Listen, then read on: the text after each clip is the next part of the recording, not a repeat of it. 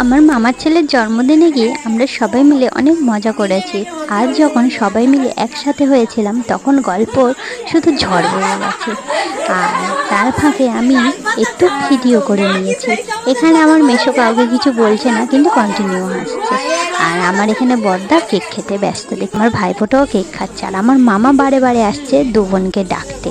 আমার মা এবং আমার মাসি দু বোনকে শুধু ডাকতে আসছে। তার ফাঁকে আমার এক জামাইবাবু এসে উকি ঝুঁকি মারছে। আর তার ফাঁকে একটু আমাদের দেখে নাও মা মেয়েকে। ও, আর আমার মামি হচ্ছে আমার ভাইকে এই স্কুটিটা গিফট করেছে জন্মদিনে। তো ও এখন মার ফটো তুলতে ব্যস্ত স্কুটিতে বসে। আর মাও সত্যি খুব খুশি, কারণ আমরা খুব কম সময় মানে ফ্যামিলি এরকম একসাথে হই। আর মা তো সত্যি অনেক অনেক খুশি। এই খুশিটা যেন সবসময় মা যেন এইভাবে যেন হ্যাপি থাকে, এটাই আমরা চাই। আর মা দেখো স্কুটির হ্যান্ডেল ফ্যান্ডেল ধরেও উনি যেন চালাবে। আর যাও চালিয়ে চলে যাও শিবানী।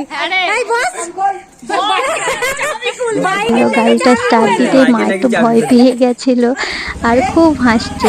আর তারপরে বলছে চলো দিদি তুমি চালাবে।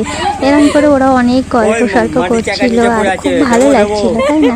আর আমার ভাইয়ের যদি স্কুটিটা ভালো লেগে থাকে একটা লাইক করো, ঠিক আছে? আর ও খুব খুশি কারণ এই স্কুটিটা পেয়ে।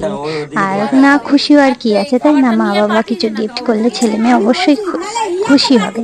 আর এই হচ্ছে আমার দিম্মা সাইডে দাঁড়িয়ে আছে, ওইদিকে দেখছে ওদের।